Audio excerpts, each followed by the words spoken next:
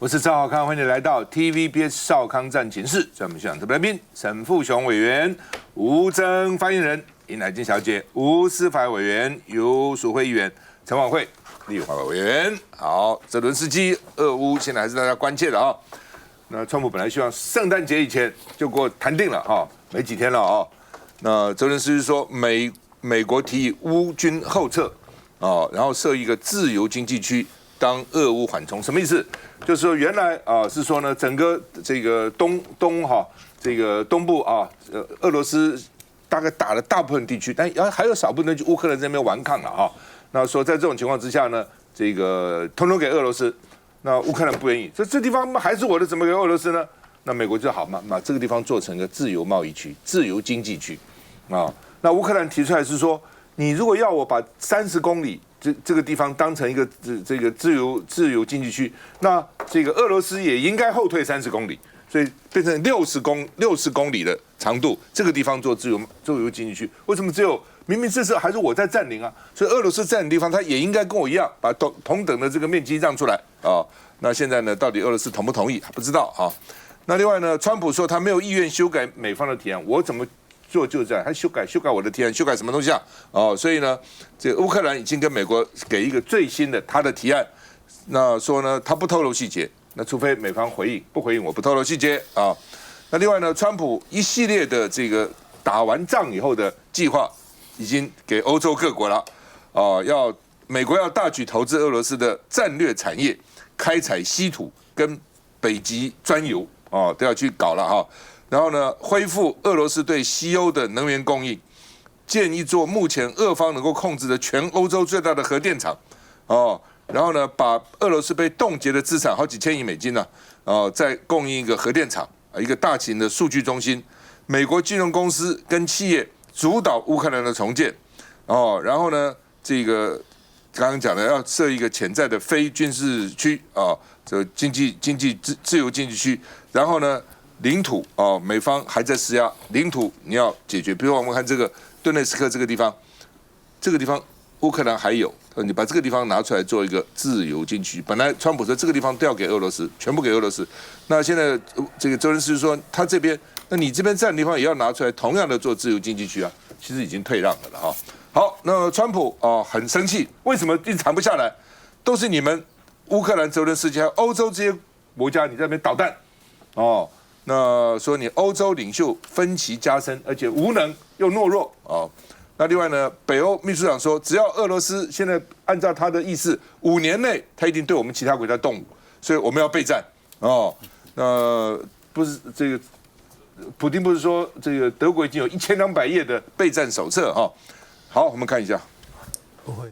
俄罗斯宣称夺下乌东的西维尔斯克，并公布挥旗影片。俄罗斯总统普京还特地与前线人员视讯，表达谢意。Прошу передать слова самой искренней благодарности всему личному составу, принимавшему участие в освобождении города Северск. 此时此刻，美乌双方在所谓的和平方案还是有不同意见。传出修正版的方案中，美国改提出自由经济区计划，也就是要求乌克兰撤离顿内茨克州部分地区，但俄军不会进入，并把这一区改为自由经济区或非军事区。但乌克兰质疑这样的经济区由谁来治理，而且只有乌军要撤，俄军却不用往反方向撤离相同距离。And we are working on a framework document.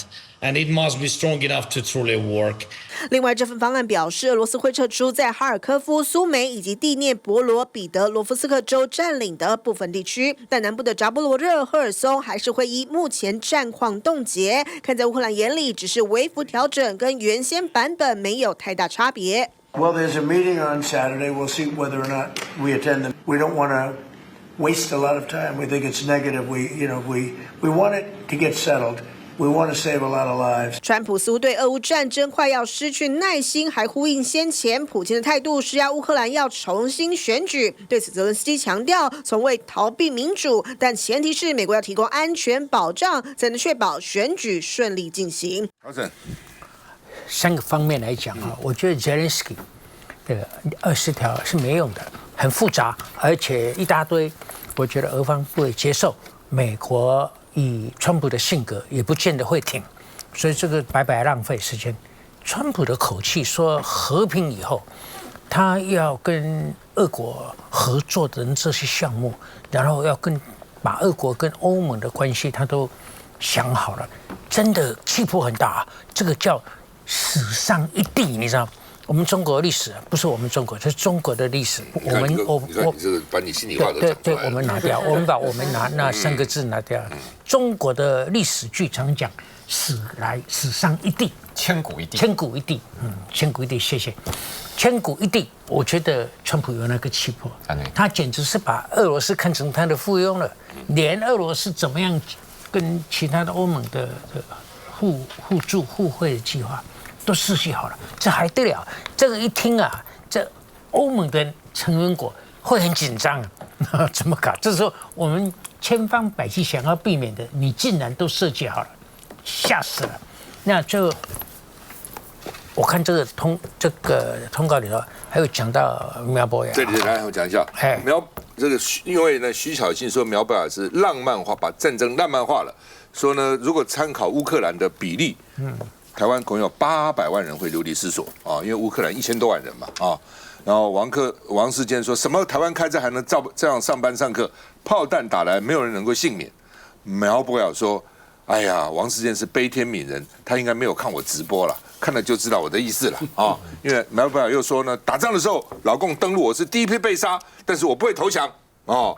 网友就说你是搞什么的，你们都不上战场，那么扯来扯去，扯一大堆哈。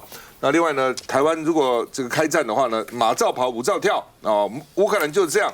网络上说，乌克兰是台湾面积16倍，台湾好像是台湾海峡很宽，台湾很大，可以拖延很久。来，我觉得小苗这段讲法是不值得讨论的。我们这么高贵的节目去谈他这种非常没有见识的这种浅见，其实是很不值得。因为全台湾现在跟苗博雅有共同想法的人，我觉得少之又少。恐怕1个2个都挑不出来。黑熊啊，不，他的讲法啊，比如说徐小新把他讲成说是浪漫化，我觉得不是我觉得这个苗博雅这个讲法，把他历年来所营造的人设彻底崩溃。因为苗博雅平常给人家的感觉就是说他蛮理性的，他口条好他讲话有逻辑，而且还像都言之成理。这个讲法我觉得有2点让人家就完全不敢苟同的，就一方面，他对战争无感他把前线那一回事，他完全今天台湾真正把他想说有一天台湾会正面冲突，就是街头这样真的打起来，我的人实在不多大家现在连执政党政府都想说要避战，就是不要发生。苗博雅是把它想成真的打起来了。但是呢，他有琢磨吗？完全没有，他无所谓，就是打是一回事。所以他说无血无泪这样完全对战争无感的一个政治人物。那另外一方面，他讲你哪去打？他用乌克兰为例用以色列啦，甚至网民还有人讲说，这个就好像当年离岛的战争啊，有人讲说逃难到西南联大，对这抗战不是那么大规模的战争吗？我们逃到云南没事。这些都是不伦不类的。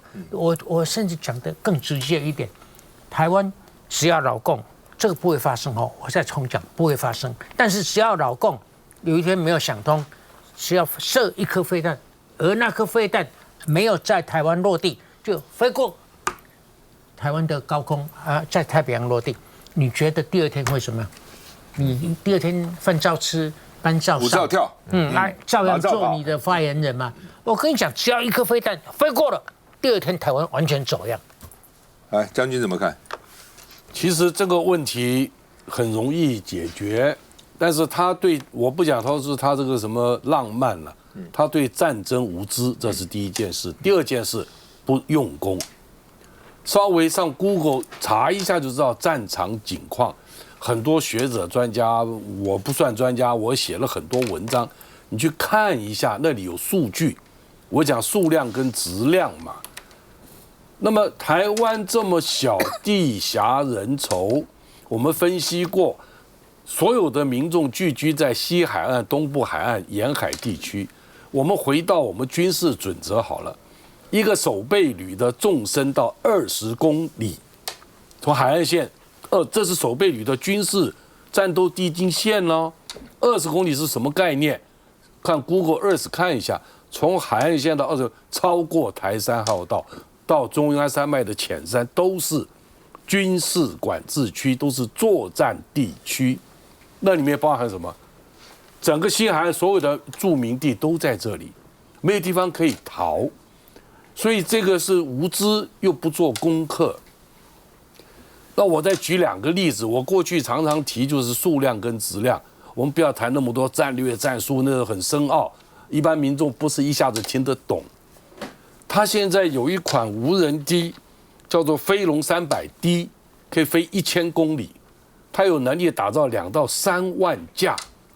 如果它24小时对你的政军，我们的总长级兵推也提到啊，第一个摧毁关键基础设施，政军中心。军队的重要指挥所，请问这些地方在哪里？衡山指挥所、总统府、立法院，每一个可能目标的3到5公里周边都是叫做严重危害区。飞弹很准，有的火炮没那么准。那请问台北市能够容纳这3到5公里的危害区，全部涵盖在内？桃园机场这么大，台北港这么大。3到5公里，这整个桃园包含8里都在它涵盖危害范围之内，民众无处可逃。我举几个数据：乌克兰3年打下来，1200万人流离失所，1/3多的人口，600多万是到海外去当难民，700多万在国内，就是你说还可以上班上课的，没有打仗的区域。流离失所，死的多数是军人、妇孺、小孩，没有人保护。加沙地区这1年多打下来，流离失所的80%，你不要讲以色列，以色列去打人家的，他不是挨揍的。然后最可怕，我前天看到一个数据，加沙的小孩子，包含成年人。有6000人等着换义肢，脚被炸断了，其中1500多人是孩子，不可以出国，不可以离开加沙。为什么？联合国人道组织说，你有生命危害的时候，我才允许你送到国外来医救你。他的脚已经截肢了。你看那个幼稚园的小女孩说，我多么希望赶快给我装义肢，我就可以去上幼稚园，可以跟我的同学去玩耍。很悲哀，很残酷。我们要战争吗？我们要这个场景在台湾出现吗？不是上班上课正常哎，你连饭都吃不上。所以我说，不要讲这些很无知的事情，又不去做功课。那我讲一下这个美乌的问题啊。美国现在最大3个问题，它已经在最新的战略报告很明白3件事。第一，战略收缩。美国以西太平洋及美国本土为主。第二，什么意思？欧盟、北约自求多福，你增加军费，你好好努力。亚洲国家，韩国、日本、菲律宾，包含我们台湾，保护会增加，要不然谢谢再联络。所以为什么德国现在要考虑，那军费增加很多了？他现在考虑恢复部分征兵，听清楚，部分征兵。一宣布的政策还没有开始实做。90所城市的德国大学生上来示威，我们不干，我不要征兵。瑞士也有中立国，永久中立国也有威胁了，也考虑恢复部分，也是部分扩大征兵的额度。公投80%不同意。我们看这些小小的一些新闻，但是考虑到没有，欧洲警觉了，美国人要丢弃我们了，不理我们，北约也不管了，那么要备战了。然后现在你看北约秘书长说的话，5年之内俄罗斯一定打你们，这是干嘛？增加军费，就是大家要交钱，要武装。这个世界什么时候搞成非打仗不可了？所以我觉得大家好好思考，台湾需要这样子吗？我们不能追求和平，不能跟老共去谈一谈吗？那谈都不谈，你怎么知道没有机会？一定要去备战，打仗，1.25兆不够，再来多少兆？你也不够的。休息一下再回来。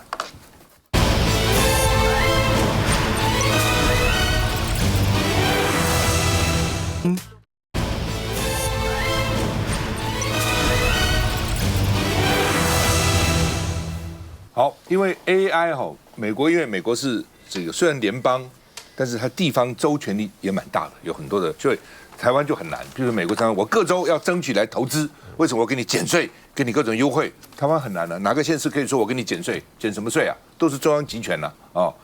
那美国呢，很多州对于 AI 哦有特别严格的监管，这太可怕了，将来哇不得了，其他人怎么办啊？等等啊。所以呢，川普签命令，你们各州不能管了。通通我才可以管，你们这样管来管去，限制了 AI 的发展，所以要放在联邦层级，各州不能够自己定法规了，你这边定一个，那边定一个，让这个各个大的公司这个撤手撤脚。那川普下令要先经过白宫，我要看过，我说可以管才可以管啊。那另外呢，把州的权力限缩，而且还提到习近平。川普说我们要团结一致，你们搞什么鬼啊？各州各行其事啊！尤其你们民主党这些州，中国是统一的，因为他们只有一个投票者，就是习近平。习近平说 yes 就 yes，no 就 no。像你们啰里啰嗦这么一大堆意见，又有国会，又有媒体，还有州所以呢，还有大法官。所以呢，我们的体制不一样。虽然我们体制，而且我们体制也很好，但是只有当他聪明运作的时候，这个体制才会真正好。还要恢复集权。就是说呢，我们早就知道了，集权好不好？集权当然民主有效率啊，集权当然比民主有效率。但是万一集权落到一个这个独裁者，或要一个脑筋不清，中国历代以来明君很少啊，那个暴君各种昏君很多啊，你落到一个明君手里面，当然很有效率。但是你怎么知道一定是明君呢？所以民主制度是让整个人，比如总统让这些立法委员，他不会变成天使。但他不会变成魔鬼，就是说他不一定变成天使，我怎么知道他是天使？但至少不会变成魔鬼，我可放可收嘛。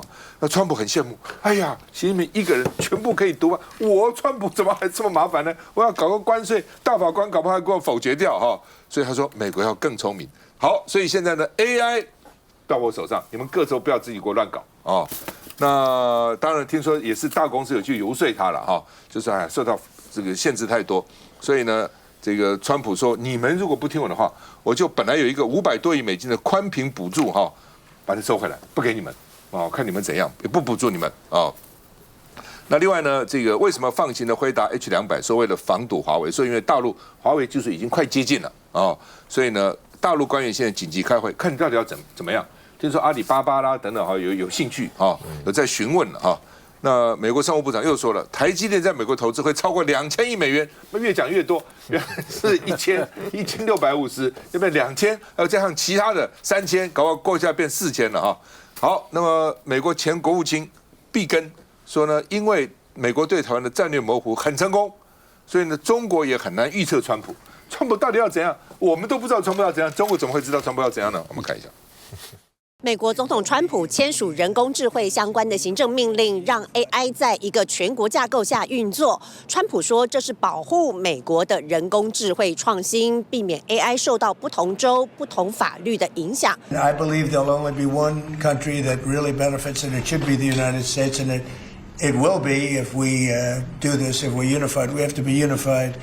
China is unified because they have one vote. That's President Xi. He says do it, and that's the end of that. We have a different system. Look, we're leading China. We're leading China by a lot. China knows that.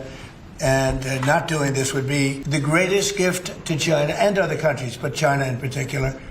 I speak to him a lot, actually. I have a very good relationship with him, as you know. If you had another president, you would have had a big rare earth problem, and it turned out not to be a problem. One of the things I talk to China about is the denuclearization of weapons. We'd like to see if we could stop that. 前美军参谋长联席会议主席穆伦和前美国副国务卿比根将在这个星期天到中国出席下一轮的二轨对话。China's buildup will create two peer competitors in nuclear weapons, Russian Federation and the People's Republic of China, and our nuclear weapons are not sufficient to deter both at the same time. 另外，美国决定开放辉达 H200晶片出口中国。卢特尼克接受专访时表示，川普和辉达执行长黄仁勋针对会这个议题有10几次的会谈，最终达成协议。川普接受了黄仁勋的看法，希望最终中国 AI 开发者使用美国 AI 技术堆叠。卢特尼克强调 H200在中国销售额25%的抽成只是附加的。南雷金，这个川普他的整套的这样的做法哈。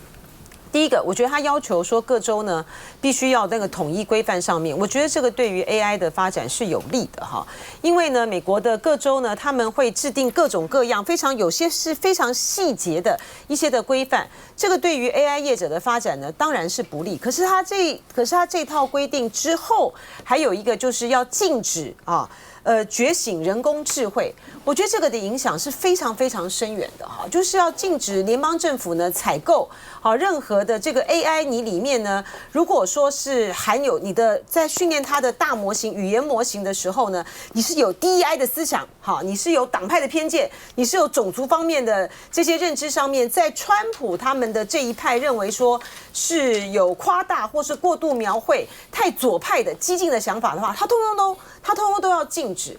我觉得这个对于未来的 AI 发展以及它在这条路上走的这种竞争的态势上面，它是会产生很大很深远的影响的哈。现在呢，你如果说放到这个 Gemini 哈，或者是这些让它去生成一些影像的时候呢，它可能会符合描述者所期待的比如说比较多元性别啦或是什么样的个样貌，在未来它都不行了。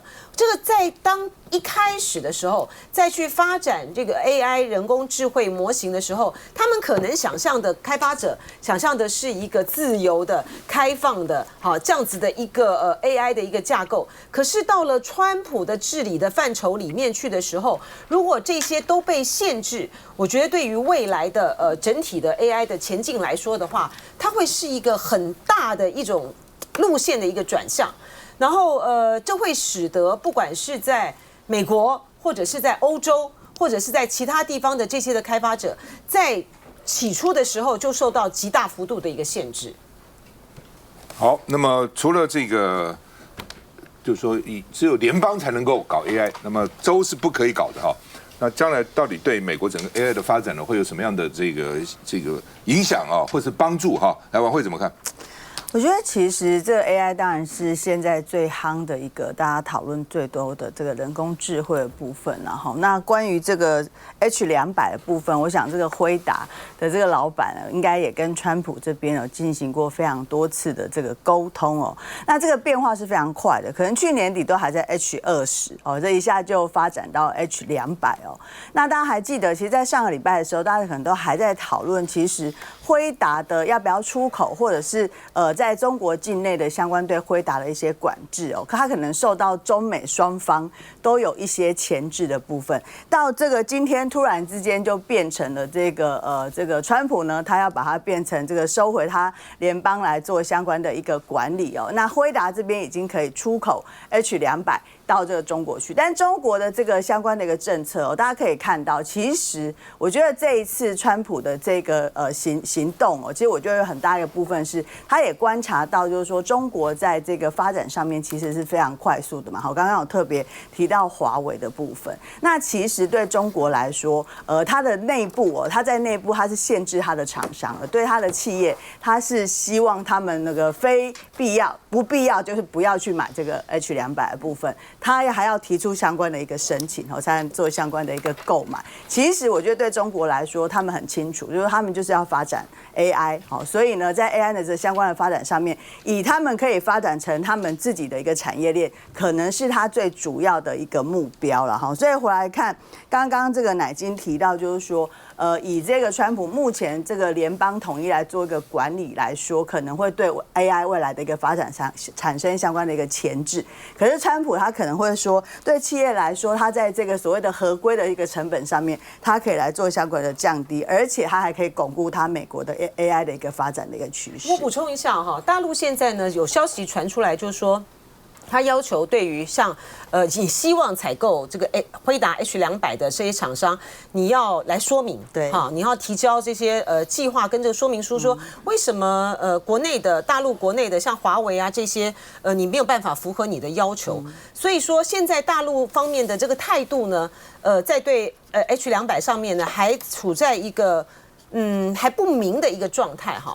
如果说它是要进一步的限制你们采购 AI 的采购辉达的 H200的话，它就是要加速它摆脱对于美国的这样的依赖，这是第一点。第二点呢，现在有这个市场面上面有消息传出来说，大陆呢准备现在在研拟一项的一个新的一个规定，就是未来的跟政府相关的这些的采购的时候呢，你都要优先的考虑，就是你要优先的采购华为还有寒武纪，那就是把包括辉达在内的这些美商外商的这些 AI 的呢都排除在外。这个在市场的竞争上面，当然是为了要进一步的巩固中国大陆呢，包括华为、包括寒武纪，他们在这个 AI 这个部分上面的一个自主性。